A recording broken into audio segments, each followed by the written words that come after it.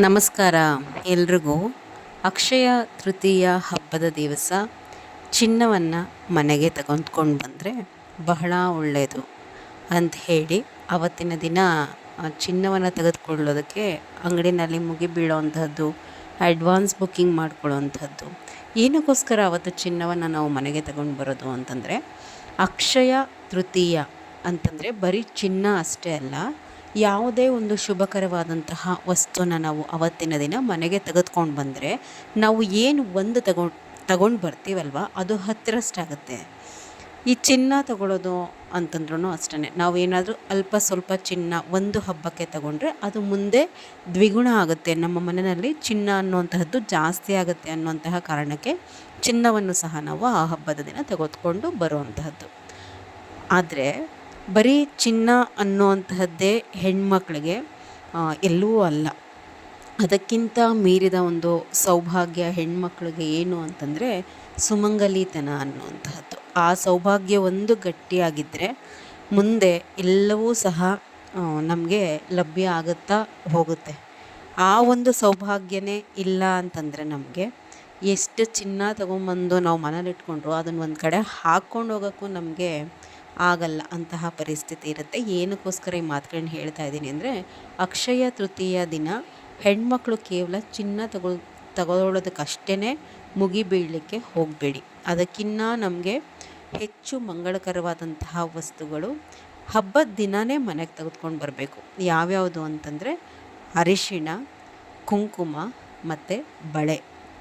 ಇಷ್ಟು ಹೆಣ್ಮಕ್ಳಿಗೆ ಚಿನ್ನಕ್ಕಿನ್ನ ಮಿಗಿಲಾದಂತಹ ಒಂದು ಸೌಭಾಗ್ಯ. ಅಕ್ಷಯ ತೃತೀಯ ಹಬ್ಬದ ದಿನ ಅವತ್ತೇ ನೀವು ತಗೊಂಡು ಬನ್ನಿ ಮನೆಗೆ. ಹೊಸದಾಗಿ ಅರಿಶಿಣವನ್ನು ತೊಗೊಂಡ್ಬನ್ನಿ, ಕುಂಕುಮವನ್ನು ತೊಗೊಂಡು ಬನ್ನಿ, ಮತ್ತು ಬಳೆಗಳು ನಿಮ್ಮ ಕೈಗಳಿಗೆ ಹಾಕ್ಕೋತಿರಲ್ವ ಆ ಸೈಜಿನ ಬಳೆಗಳನ್ನೇ ನೀವು ತೊಗೊಂಡು ಬಂದು ಏನು ಮಾಡಬೇಕು, ದೇವರ ಮನೆ, ನಿಮ್ಮ ಎಲ್ಲರೂ ಮನೆಯಲ್ಲೂ ಮಹಾಲಕ್ಷ್ಮಿ ಫೋಟೋ ಅಥವಾ ಕಳಸ ಇದ್ದೇ ಇರುತ್ತೆ ಅಮ್ಮನವ್ರದ್ದು. ಆ ಫೋಟೋ ಅಥವಾ ಕಳಸದ ಮುಂದೆ ಈ ಹೊಸ ವಸ್ತುಗಳನ್ನು ಇಟ್ಬಿಟ್ಟು ದೇವ್ರ ಮನೆಯಲ್ಲಿ ಹಾಕ್ಕೊಂಡಿರುವಂತಹ ಬಳೆಗಳನ್ನ ಬಿಚ್ಚಲಿಕ್ಕೆ ಹೋಗಬೇಡಿ. ಮೊದಲು ದೇವ್ರ ಮನೆಯಲ್ಲಿ ಕೂತ್ಕೊಂಡು ಅಮ್ಮನವ್ರ ಎದುರುಗಡೆ ಇಟ್ಟು ಪೂಜೆ ಪುನಸ್ಕಾರ ಎಲ್ಲ ರೆಡಿ ಮಾಡ್ಕೊಳ್ಳಿ. ಮೊದಲು ಇರುವಂತಹ ಬಳೆಗಳಲ್ಲೇ ರೆಡಿ ಮಾಡ್ಕೊಳ್ಳಿ. ಮೊದಲು ಕೈಯಿಂದ ಬಳೆ ಬಿಚ್ಚೋಲಕ್ಕೆ ಹೋಗಬೇಡಿ ಸ್ಟಾರ್ಟಿಂಗೇ. ಆ ಫಸ್ಟು ಏನಿರುತ್ತೆ ಅದೇ ಬಳೆಗಳಲ್ಲೇನೆ ದೇವ್ರ ಮನೆಯಲ್ಲೆಲ್ಲ ಅಲಂಕಾರ ಮಾಡಿಕೊಂಡು ಯಾವ ರೀತಿ ಪೂಜೆ ಮಾಡ್ಕೋತಿರೋ ಆ ರೀತಿ ಎಲ್ಲ ಅಣಿ ಮಾಡ್ಕೊಳ್ಳಿ. ಅವತ್ತಿನ ದಿನ ಮನೆ ದೇವರ ಒಂದು ಪೂಜೆ ಪುನಸ್ಕಾರಕ್ಕೆ ಬಹಳ ಪ್ರಾಶಸ್ತ್ಯವನ್ನು ನಾವು ಕೊಡಬೇಕು. ಹಬ್ಬ ಹತ್ರ ಹಾಕ್ತಾ ವಿಡಿಯೋಸನ್ನು ಹಾಕ್ತೀನಿ. ಮೊದಲು ಇರುವಂತಹ ಕೈಲಿರುವಂತಹ ಬಳೆಗಳಲ್ಲೇ ಅಲಂಕಾರ ಎಲ್ಲ ಮುಗಿದ ಮೇಲೆ ಏನು ಮಾಡಬೇಕು, ಇನ್ನೇನು ನಾವು ಅರಿಶಿನ ಕುಂಕುಮ ಹೊಸದಾಗಿ ತಂದಂತಹದ್ದನ್ನು ಧಾರಣೆ ಮಾಡ್ತೀನಿ ಅನ್ನುವಂತಹ ಸಮಯಕ್ಕೆ ಹೊರಗಡೆ ಹೋಗ್ಬಿಟ್ಟು ಹಳೆ ಬಳೆಗಳನ್ನ ಬಿಚ್ಚಿಬಿಡಿ. ಬಿಚ್ಚಿದ್ದಾದಮೇಲೆ ಬಂದು ಅಮ್ಮನವ್ರ ಎದುರುಗಡೆ ಫೋಟೋ ಎದುರುಗಡೆ ಏನು ಇಟ್ಕೊಂಡಿರ್ತೀರ ಈ ಅರಿಶಿನ ಕುಂಕುಮ ಮತ್ತು ಬಳೆಗಳೇನಿರುತ್ತಲ್ವ ಆ ಹೊಸ ಬಳೆಗಳನ್ನ ಮೊದಲು ಧಾರಣೆ ಮಾಡಿ ಬರೀ ಕೈನಲ್ಲಿ ಅರಿಶಿನ ಕುಂಕುಮ ಹಚ್ಕೊಳ್ಳಿಕ್ಕೆ ಹೋಗಬೇಡಿ.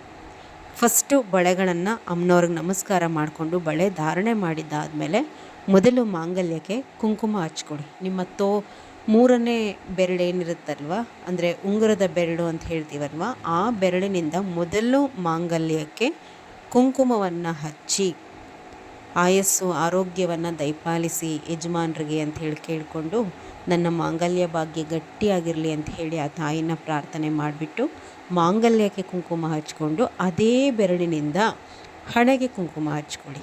ಮತ್ತು ಸ್ವಲ್ಪ ಅರಿಶಿಣವನ್ನು ಅದೇ ಬೆರಳಿನಿಂದ ತಗೊಂಡು ಮೊದಲು ಮಾಂಗಲ್ಯಕ್ಕೆ ಹಚ್ಕೊಂಡು ಆ ನಂತರ ಕೆನ್ನೆಗೆ ಹಚ್ಕೊಳ್ಳಿ. ದಯಮಾಡಿ ಇದನ್ನು ಎಲ್ಲ ಹೆಣ್ಮಕ್ಳು ಮಾಡಿ. ಕೇವಲ ಚಿನ್ನ ತಗೊಳ್ಳೋದಕ್ಕಷ್ಟೇ ಪ್ರಾಧಾನ್ಯತೆ ಕೊಡಬೇಡಿ. ಅವತ್ತಿನ ದಿನ ಮನೆಯಲ್ಲಿ ಪೂಜೆ ಪುನಸ್ಕಾರಕ್ಕೂ ಪ್ರಾಧಾನ್ಯತೆಯನ್ನು ಕೊಟ್ಟು ಕುಲದೇವರ ಆರಾಧನೆಯನ್ನು ಅವತ್ತು ಮಾಡಬೇಕು. ಬಹಳ ವಿಶೇಷ ಅವತ್ತಿನ ದಿನ ಕುಲದೇವರ ಆರಾಧನೆಯನ್ನು ಮಾಡುವಂಥದ್ದು. ಅದರ ಜೊತೆಗೆ ಈ ಸುಮಂಗಲಿತನದ ವಸ್ತುಗಳು ಬಹಳ ಚಿನ್ನದಷ್ಟು ಏನು ಬೆಲೆ ಈ ವಸ್ತುಗಳಿಗೆ ಖಂಡಿತ ಇರಲಾರ್ದು. ಒಂದು 100 ರೂಪಾಯಿ ಕೊಟ್ಟರೆ ನೀವು ಅವತ್ತಿನ ದಿನ ಹೊರಗಡೆ ಈ ಎಲ್ಲ ವಸ್ತುಗಳನ್ನು, ಅಂದರೆ ನೀವು ಮುಡ್ಕೊಳ್ಳೋಕ್ಕೆ ಹೂವಿನ ಸಮೇತ ಹಿಡಿದು ಒಂದು 100 ರೂಪಾಯಿನಲ್ಲಿ ಇದೆಲ್ಲ ವಸ್ತುಗಳನ್ನು ನೀವು ತಂದುಬಿಡ್ಬೋದು ಮನೆಗೆ. ದಯಮಾಡಿ ಮಾಡಿ. ಬಹಳ ಒಂದು ಶ್ರೇಷ್ಠವಾದಂತಹ ಆಚರಣೆ ಇದು. ಬಹಳ ಜನರಿಗೆ ಗೊತ್ತಿರಲಿಕ್ಕಿಲ್ಲ. ರಾಯರಿಗೆ ಗಂಧಲೇಪನ ಮಾಡೋವಂತಹ ಒಂದು ವಿಡಿಯೋನಲ್ಲಿ ನಿಮಗೊಂದು ಇನ್ಫಾರ್ಮೇಷನ್ ಕೊಟ್ಟಿದ್ದೀನಿ.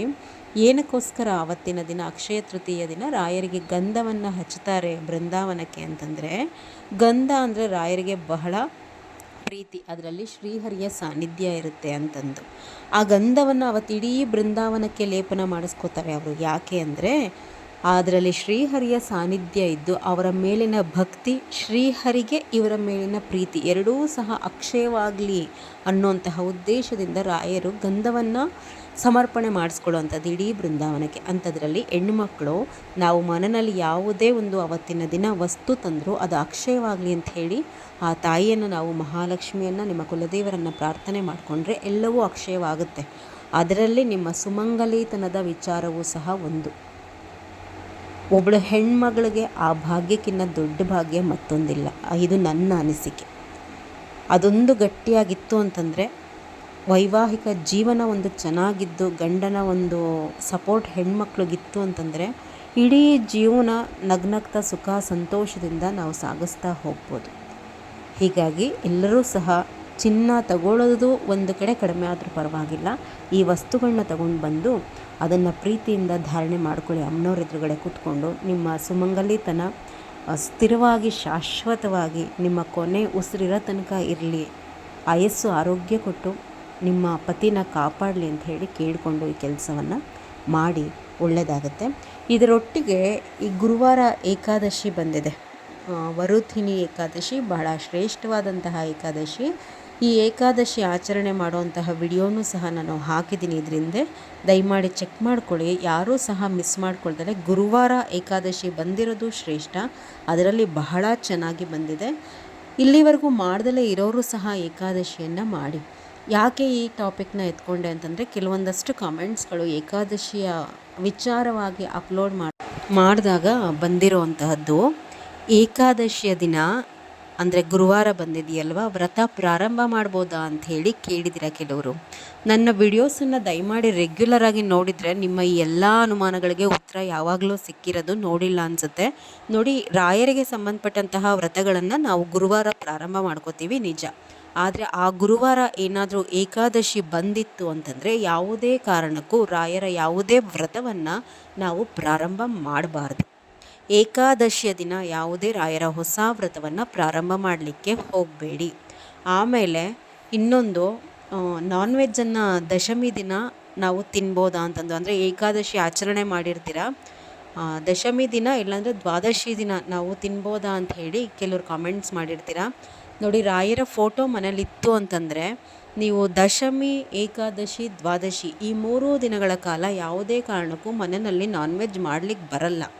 ಆಮೇಲೆ ನೀವು ಏಕಾದಶಿ ವ್ರತವನ್ನು ಈಗಾಗಲೇ ಏನಾದರೂ ಆಚರಣೆ ನಾವು ಮಾಡಿದ್ದೀವಿ ಒಂದಷ್ಟು ತಿಂಗಳ ಹಿಂದೆನೋ, ಅಥವಾ ನಾವು ಜೀವಮಾನದಲ್ಲಿ ಮಾಡಿದ್ದೀವಿ ಏಕಾದಶಿ ವ್ರತ ಒಂದು ಸರ್ತಿ ಅಂದ್ರೂ ನೀವು ಮತ್ತೆ ನಿಮ್ಮ ಲೈಫ್ ಟೈಮಲ್ಲಿ ಈ 3 ದಿನಗಳ ಕಾಲ ನಾನ್ ವೆಜ್ಜನ್ನು ತಿಂದ್ರಿ ಅಂತಂದರೆ ಖಂಡಿತ ದೋಷ ಬರುತ್ತೆ.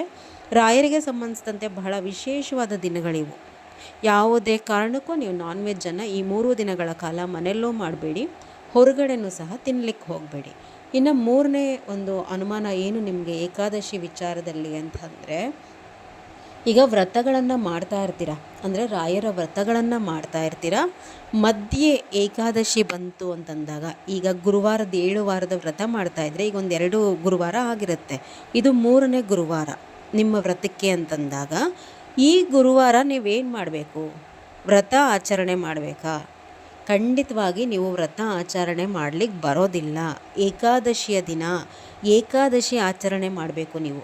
ಅಂದರೆ ಏಕಾದಶಿ ಪೂಜೆಯನ್ನು ರಾಯರಿಗೆ ತುಳಸಿ ಮಾತ್ರ ಸಮರ್ಪಣೆ ಮಾಡಬೇಕು. ನೀವು ಏಕಾದಶಿ ಉಪವಾಸ ಮಾಡಬೇಕು. ವ್ರತ ಏನಿದೆ ಆ ವ್ರತದ ಪೂಜೆಯನ್ನು ಮಾಡಲಿಕ್ಕೆ ಹೋಗಬೇಡಿ. ಒಂದು, ಅದರ ಜೊತೆಗೆ ನೀವು ಏನು ಈಗ 7 ಗುರುವಾರಗಳ ವ್ರತ ಮಾಡ್ತಾಯಿದ್ರೆ ಇದು 3ನೇ ಗುರುವಾರ ನಿಮಗೆ. ಏಕಾದಶಿ ಆಚರಣೆ ಮಾಡಿರುವಂತಹ ವಾರವನ್ನು ನಿಮ್ಮ ವ್ರತಕ್ಕೆ ಆ್ಯಡ್ ಮಾಡ್ಕೊಳ್ಬೇಡಿ. ಅಂದರೆ ಇದು ನಿಮಗೆ 3ನೇ ಗುರುವಾರದ ವ್ರತ ಏನು ಮಾಡ್ತೀರಾ 3ನೇ ವಾರದ್ದು, ಅದು 3ನೇ ವಾರ ಅಲ್ಲ, ನಿಮ್ದು 2 ವಾರ ಕಂಪ್ಲೀಟ್ ಆಗಿರೋದು. ಈ ವಾರವನ್ನು ಸ್ಕಿಪ್ ಮಾಡ್ಕೋಬೇಕು, ಕೌಂಟ್ ಮಾಡ್ಕೋಬಾರ್ದು. ನೆಕ್ಸ್ಟ್ ಗುರುವಾರವನ್ನು 3ನೇ ಗುರುವಾರವಾಗಿ ನೀವು ತಗೋಬೇಕು. ನಿಮ್ಮ ಅನುಮಾನ ಕ್ಲಿಯರ್ ಆಯಿತು ಅಂತ ಹೇಳಿ ಭಾವಿಸಿದ್ದೀನಿ. ಏಕಾದಶಿಯ ಆಚರಣೆಗೆ ಸಂಬಂಧಪಟ್ಟಂತೆ ಹಿಂದೆ ಸ್ವಲ್ಪ ನೀವು ಫ್ರೀ ಆದಾಗ ನೋಡಿ ವಿಡಿಯೋಸ್ಗಳು, ಅಂದರೆ ಏಕಾದಶಿಗೆ ಸಂಬಂಧಿಸಿದಂತೆ ನಿಮಗೇನು ಗೊಂದಲಗಳು ಅನ್ನುವಂತಹ ವಿಡಿಯೋಸಲ್ಲಿ ಕೆಲವೊಂದಷ್ಟೆಲ್ಲ ಈ ಥರ ಡೌಟ್ಸ್ಗಳಿಗೆ ಕ್ಲಾರಿಟಿಯನ್ನು ಕೊಟ್ಟಿದ್ದೀನಿ. ಫ್ರೀ ಆದಾಗ ಹಿಂದಿನ ವಿಡಿಯೋಸನ್ನು ಚೆಕ್ ಮಾಡ್ಕೊಳ್ಳಿ, ನಿಮಗೆಲ್ಲ ಇನ್ಫಾರ್ಮೇಷನು ಸಿಗುತ್ತೆ. ಈ ಗುರುವಾರ ತಪ್ಪದೆ ಆಚರಣೆಯನ್ನು ಮಾಡಿ ರಾಯರ ಏಕಾದಶಿಯನ್ನು. ನಮಸ್ಕಾರ ಎಲ್ರಿಗೂ.